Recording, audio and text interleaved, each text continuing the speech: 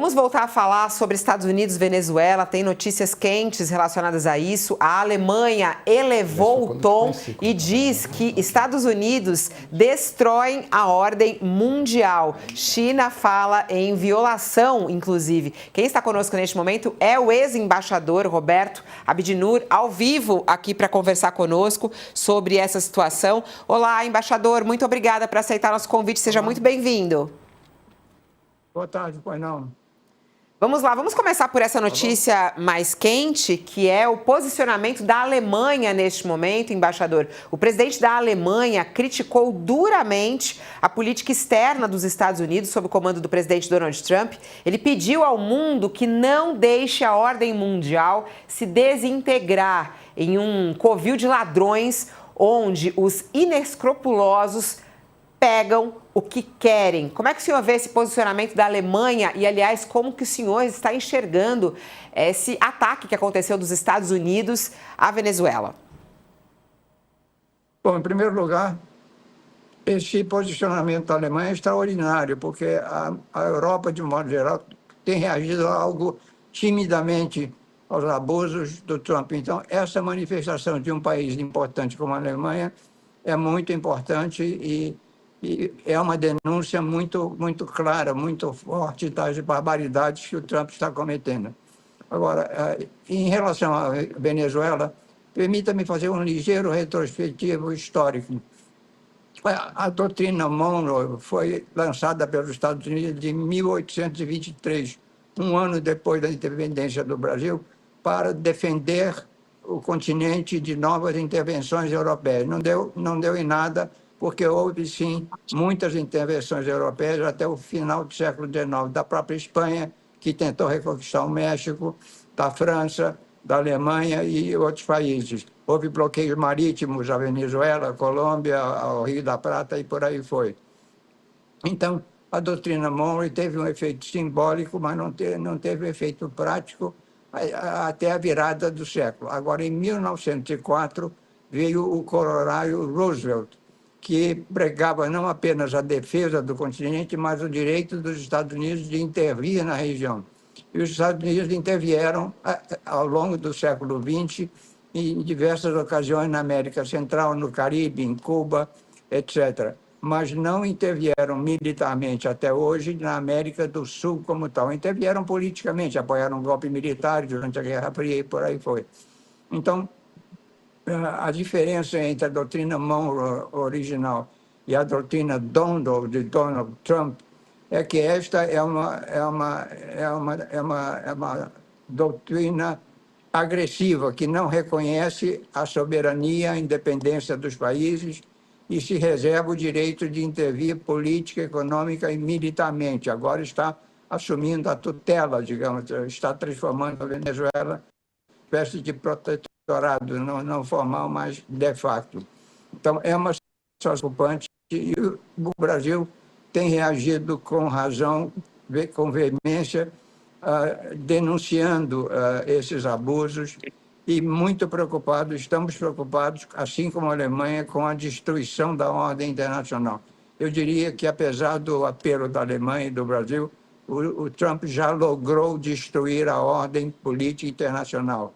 Ele pôs por terra 80 anos de paz assegurados pelas Nações Unidas, pelos princípios das Nações Unidas, de respeito à soberania, não intervenção, não uso da força. Ele violou tudo isso e viola isso com muito prazer e está determinado a continuar. A qualquer momento, ele anexa a Groenlândia e pode agredir a Colômbia, Cuba, Nicarágua, etc., outros países, inclusive na América do Sul. E eu temo muito que essa frota poderosa continue continue próxima do Brasil, próxima do Atlântico Sul, no Caribe ainda por muito tempo, para servir de base também para operações militares contra outros países. Embaixador, boa tarde. Sakamoto aqui, obrigado aqui pela presença. Olá, embaixador, a declaração do líder alemão, ele pode ser encarada junto com claro, após ao bombardeio na Venezuela e sequestro de Maduro, mas também diante de recentes declarações de Trump, que retomou a carga, mostrando interesse de comprar ou ocupar militarmente, né, ou invadir a Groenlândia, né, que seria, na verdade, atropelar a OTAN, seria, na verdade, implodir a OTAN, porque é o desrespeito do artigo 5º, que garante que os membros se juntem para defender um outro membro em ataque. E, neste caso, é o principal membro que estaria atacando um outro membro da OTAN e entregando, de certa forma, a Europa à Rússia, né? Você tem toda a razão. O Trump, em relação à Ucrânia, está, na prática, entregando a Ucrânia à Rússia. Ele declara o hemisfério como zona de dominação americana e, implicitamente, ele deixa a Europa, não apenas a Ucrânia, à mercê de uma Rússia agressiva e expansionista, assim como na Ásia, deixa uma certa liberdade para a China em relação a Taiwan. Então, o Trump já destruiu a ordem política internacional. A crítica contundente do alemão é muito válida, mas não muda os fatos e, infelizmente, nós vamos continuar ainda por 3 anos a aguentar ações drásticas, violentas, desrespeitosas do Trump. O Nas embaixador, Américas e alhures, mas sobretudo nas Américas, sim. o senhor considera que estamos vendo uma guerra? A gente pode falar que isso é uma guerra dos Estados Unidos contra a Venezuela? Como é que o senhor classifica? Bom, a guerra já acabou porque eles lograram entrar em Caracas, tomaram Maduro. É verdade que o Trump ameaça uma segunda intervenção se a atual dirigente da Venezuela, Délcy Gonçalves, não se comportar bem. Mas eu não creio que haja necessidade nem condições para uma segunda intervenção armada. A Venezuela já está sob dominação prática dos Estados Unidos, o petróleo está na mão do Trump, a economia, o sistema político estão nas mãos dos Estados Unidos, agora com a ideia de 3 fases. É verdade que no final dessa longa transição, que ele diz que não tem tempo definido, haveria, em tese, uma evolução para a democracia. A líder da oposição venezuelana, Maria Corina Machado, está deblaterando e tentando forçar uma aceleração do processo de redemocratização. Mas o Trump não valoriza a democracia em nada, nem nos próprios Estados Unidos, que ele hoje governa como um autocrata. Ele não valoriza a democracia no próprio país e menos ainda fora dos Estados Unidos. De modo que a perspectiva de um retorno da Venezuela à democracia é muito incerta, muito longínqua. Aliás, a gente está em contato neste momento, vai chegando aqui na nossa transmissão também, a Mariana Sanches, diretamente de Washington. O presidente dos Estados Unidos deu uma entrevista, uma longa entrevista ao jornal The New York Times, e nessa entrevista ele diz que vai continuar, né, no comando da Venezuela por um longo período. Queria que você trouxesse um pouquinho quais são as últimas declarações de Trump a respeito da situação da Venezuela. Olá, Mariana, boa tarde, seja bem-vinda. Boa tarde a todos, inclusive a nossa audiência. É exatamente isso, Fabiola. O presidente, numa longa entrevista com o New York Times, afirmou que pode levar anos até que haja algum tipo de transição de governo na Venezuela e sugeriu que os Estados Unidos, então, ficarão no comando do país por um período bastante longo, que seria o período necessário para que fosse possível completar a exploração de petróleo que ele pretende fazer no terreno. Inclusive, ontem também Trump anunciou que com o dinheiro do petróleo, com o dinheiro possível, né, dessa exportação do petróleo venezuelano, a Venezuela comprará apenas produtos americanos, o que é uma engenharia econômica que nos lembra bastante do colonialismo de capitalismo mercantilista, né? Quando as metrópoles europeias impediam que os países latinos, suas colônias, fizessem comércio com qualquer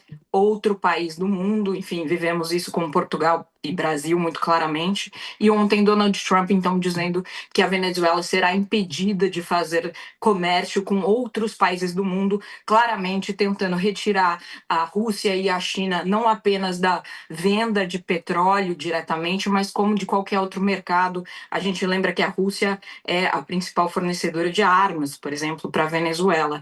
Portanto, a situação escala, não há nenhuma previsão aí de que a democracia ou a transição política, de a mudança de regime será priorizada por Trump em nenhum momento. E também não há, Fabiola, a gente não tem clareza do que acontecerá no terreno. Há uma pressão muito clara com o bloqueio naval para que o regime chavista, agora instalado a comando de Delcy, se mantenha obediente a Washington, mas os próximos passos, o que há de mais claro é sim a intenção de exploração do petróleo. Amanhã haverá uma reunião na Casa Branca com as petroleiras americanas para já operacionalizar investimentos em infraestrutura no terreno, mas sobre democracia isso claramente ficou para segundo plano.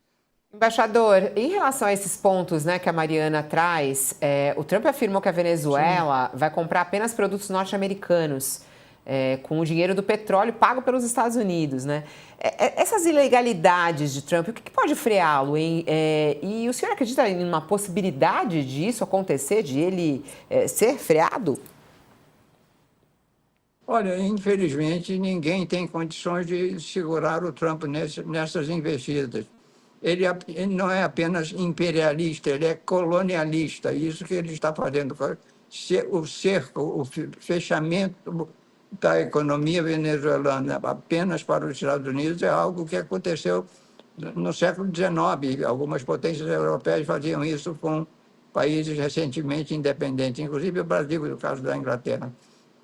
Então, em suma, é uma situação muito grave, mas, infelizmente, eu acho que as loucuras do Trump não têm freio, nem nos Estados Unidos. Hoje, em algum momento, o Senado deve votar uma resolução tentando de poderes de guerra para tentar segurar a mão dele um pouco na Venezuela. Os democratas não têm maioria, dependem de conquistar pelo menos 4 votos de uma dúzia de republicanos que estão indecisos. Esta vez se vai acontecer. Mas mesmo que isso passe, veja bem, o Trump ignora solenemente decisões e ações do Congresso ou de qualquer outra pessoa ou entidade que tente freá-lo. Muito curioso, o professor Schneider estava falando mais cedo a respeito disso, né? A gente está voltando anos e anos atrás, essa história de ele colocar esse colonialismo em prática. Vamos trazer outras informações também. Queria abordar, Mariana, sobre a situação da morte dessa americana, né? A gente vê aí essas ações de Donald Trump. Queria aproveitar esse assunto também. Queria primeiro que você trouxesse a informação do que aconteceu nos Estados Unidos, nessa morte dessa americana, da situação como aconteceu e o impacto que isso tem, inclusive, na política de Trump, que também pode ser assunto aqui com o embaixador. Vai lá, Mari. Pois é, Fabiola, foi durante uma operação do ICE, que é o órgão de repressão, de fiscalização de imigração nos Estados Unidos, em Minneapolis, onde o ICE tem concentrado as suas ações por ordem do presidente Donald Trump nas últimas semanas. Enfim, Trump está numa guerra aberta com a comunidade somali, que é numerosa ali na capital de Minnesota, e tem feito uma série de operações na tentativa de encontrar cada vez mais imigrantes irregulares que ele possa prender e deportar ali. Portanto, havia uma blitz desses agentes do ICE. Essa mulher, a Renee Good, é o nome dela, de 37 anos, tem o seu carro parado.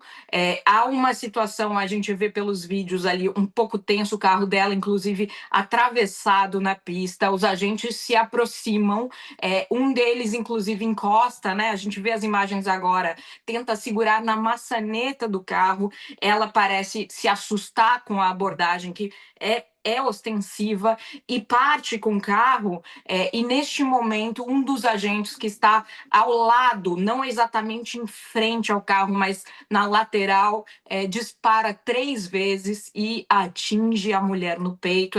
O carro vai desgovernado, bate ali à frente de um poste. Ela ainda foi socorrida, levada ao hospital e declarada morta logo na sequência, Fabiola. E o que as autoridades em Minnesota estão dizendo é que isso era uma tragédia anunciada, porque a tensão entre a população em Minneapolis e os agentes do ICE estava escalando e era uma questão de tempo para que algo assim acontecesse. O governo Trump diz que o agente que disparou o fez em legítima defesa porque a mulher teria convertido seu carro em arma e teria tentado atingi-lo. Num primeiro momento, até oficialmente, o governo Trump diz que o agente que disparou contra ela chegou a ser levado ao hospital porque teria se ferido, e a gente vê muito claramente que as imagens não mostram que ela tenha atropelado nenhum agente, na verdade. Portanto, há uma disputa de versões, inclusive contradizendo as imagens, né? E houve, na madrugada de ontem, na noite de ontem, uma grande manifestação que não ficou restrita a Minneapolis, ela também aconteceu em Nova York, em Nova Orleans, em outras capitais, e em dezembro do ano passado, um outro incidente, Fabiola, também com uma cidadã americana em Chicago. Ela foi baleada, mas sobreviveu, o que nos indica que vem aumentando o nível de tensão no país em relação às atividades do ICE, que recebeu carta branca da Suprema Corte para atuar mesmo sem causa provável de crime. Basicamente, os agentes do ICE podem abordar qualquer pessoa se desconfiarem que se trata de um imigrante ilegal, usando inclusive o que a gente chama de perfil racial. Quer dizer, podem abordar porque a pessoa está falando espanhol, porque está numa loja com produtos de imigrantes, porque parece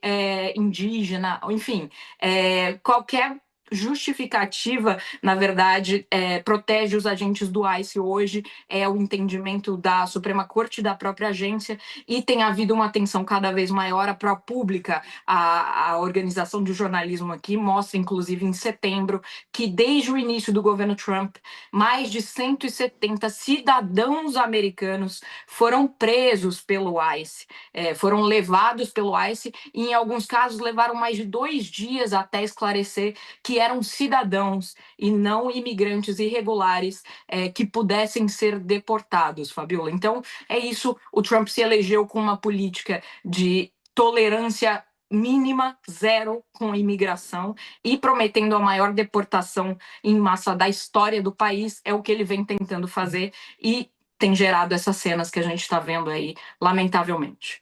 Conosco na TV o intervalo, mas a gente continua falando sobre esse assunto aqui no nosso YouTube, inclusive com o ex-embaixador Roberto Abdinor.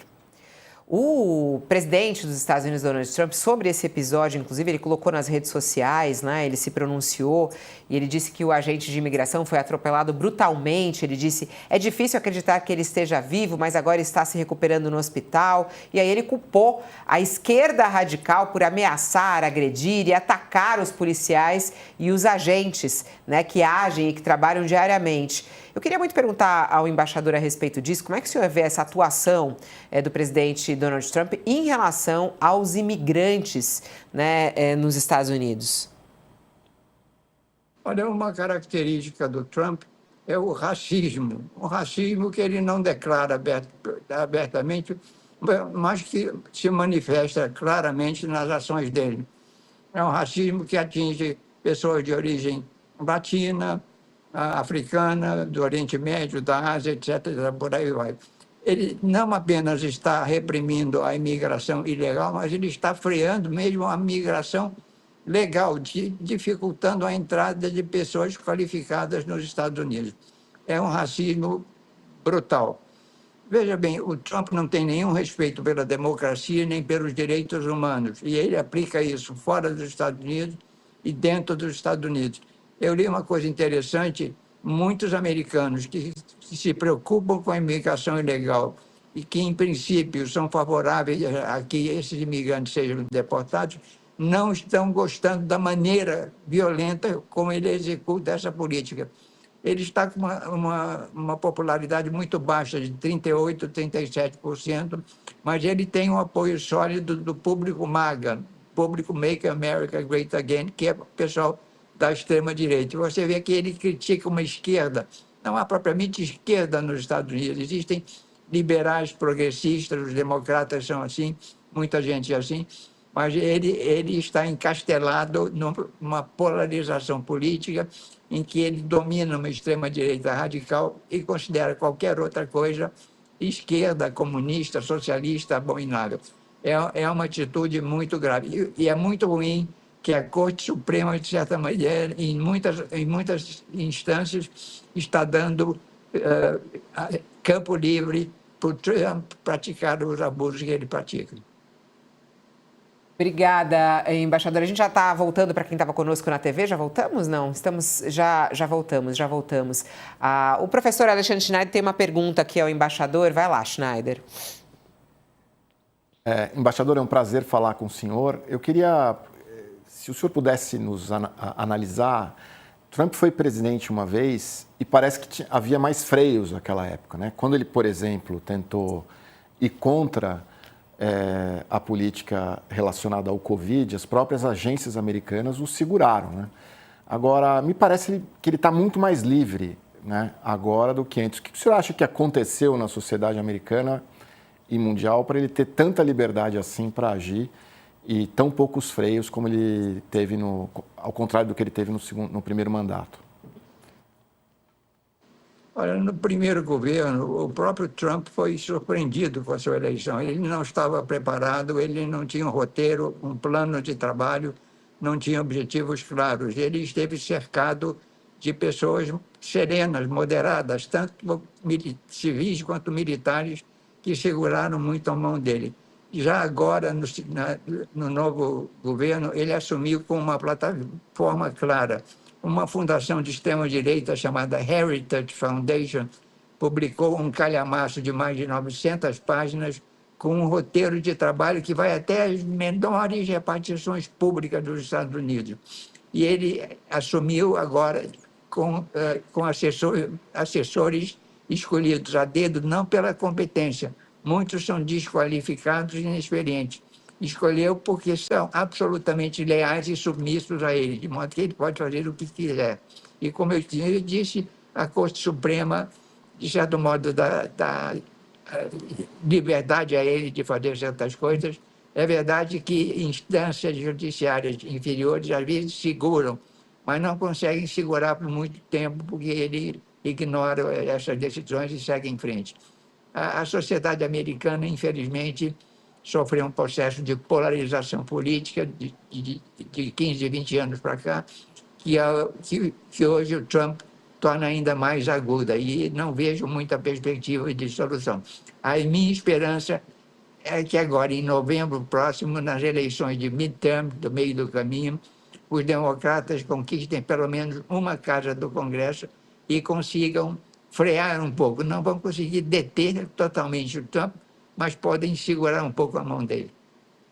A Mariana, lá de Washington, também tem perguntas ao embaixador. Vai lá, Mari. Embaixador, boa tarde, muito obrigada pela sua presença. A minha pergunta é também sobre eleição, mas sobre eleição no Brasil.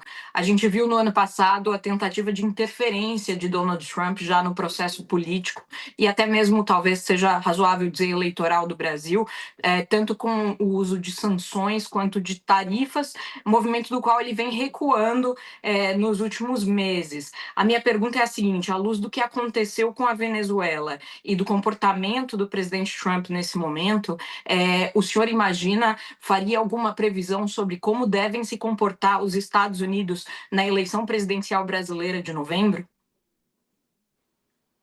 Olha, eu acho que a extrema-direita brasileira vai convidá-lo para intervir e ele terá um impulso. É verdade que ele tem uma relação amena com o presidente Lula, mas ele combate todo mundo que é de esquerda. A extrema-direita brasileira chega a tolerar situações de verdadeira traição à pátria. veria com muito bons olhos uma pressão americana contra a reeleição do Lula, de modo que eu temo que seja muito provável que ele, de uma maneira ou outra, mais ou menos abertamente, tente influenciar o quadro político brasileiro e colocar aqui um presidente que seja também submisso aos Estados Unidos. A intenção dele é dominar completamente toda a América Latina. Embaixador, mas nesse ponto, na prática, esteve aqui recentemente também o ex-embaixador Rubens Barbosa, e ele disse de maneira muito clara que ele acha realmente que Trump vai querer interferir, vai querer colocar o dedo aqui na eleição brasileira. Como é que isso se daria na prática, da sua análise? Olha, o Rubens Barbosa foi meu predecessor em Washington, fez um excelente trabalho, eu respeito muito as opiniões dele e concordo inteiramente com ele. Como ele vai fazer, não sei, ele tem a CIA, ele tem fake news, tem o domínio, ele tem aliados muito fortes nas big techs americanas, que resistem muito aos esforços no Brasil de regulá-las, de segurar um pouco a mão delas. Elas privilegiam o discurso de ódio, o discurso racista, que é muito discurso do Trump e discurso da extrema-direita brasileira. De modo que eu acho que o Trump, de alguma maneira, será estimulado pela própria extrema-direita brasileira a intervir aqui, ainda que indiretamente, subrepticiamente. Quem está conosco na TV, temos mais um intervalo e voltamos em instantes pela TV, mas seguimos pelo YouTube. Vai lá, canal UOL no YouTube, que a gente continua aí com uma última pergunta ao embaixador, inclusive sobre essa situação envolvendo o Brasil. O embaixador, logo no início, o senhor, quando estava fazendo uma análise sobre a questão da Venezuela, o senhor falou sobre o posicionamento da diplomacia brasileira. O presidente Lula, ele se pronunciou logo no início pelas redes sociais, condenando, né, o ataque dos Estados Unidos. Como é que o senhor tem visto a postura do presidente Lula e da diplomacia brasileira em relação a esse caso? E aí, já ampliando uma outra pergunta, embaixador, os dois que começaram aquele affair, que começaram aquele encanto, Lula e Trump, essa situação da Venezuela pode prejudicar a relação entre Brasil e Estados Unidos? Olha, a postura do presidente e do Brasil é muito correta e tem sido expressada muito bem pelos nossos embaixadores na ONU em Nova York e na OEA em Washington, muito claramente. É uma postura tradicional do Brasil de respeito à soberania, aos princípios da não intervenção, do não uso da força, do respeito à integridade territorial dos Estados, princípios que o Trump ignora solenemente. De modo que eu temo realmente que nós vamos ter problemas com ele. Agora, por outro lado, o presidente Lula tem tido cuidado de não nominar o Trump, não atacar o Trump pessoalmente. O Trump leva muito a sério coisas pessoais. Então, o fato de o presidente não tê-lo atacado diretamente, de certo modo, pode amenizar uma reação negativa de Washington à postura correta do Brasil. E acha que essa situação entre Brasil e Estados Unidos está encerrada já, ou não, hein, embaixador? Já está resolvido isso ou não? Bom, no plano multilateral, no plano das declarações políticas, o Brasil já fez o que tinha que fazer. Agora é acompanhar esse triste episódio da dominação da Venezuela pelo Trump durante muitos anos. Isso é muito sério. Infelizmente, vamos ter que conviver com isso, mas vamos ter de controlar nossas reações, defender nossos princípios sem ser agressivos em relação à pessoa do presidente americano. É isso. Embaixador, queria me despedir, agradecer. Aliás, a gente chegou tanto na correria, eu estou vendo a sua árvore de Natal aqui do lado, aí eu falei, nossa, eu não desejei Feliz Ano Novo a ele, Feliz Ano Novo.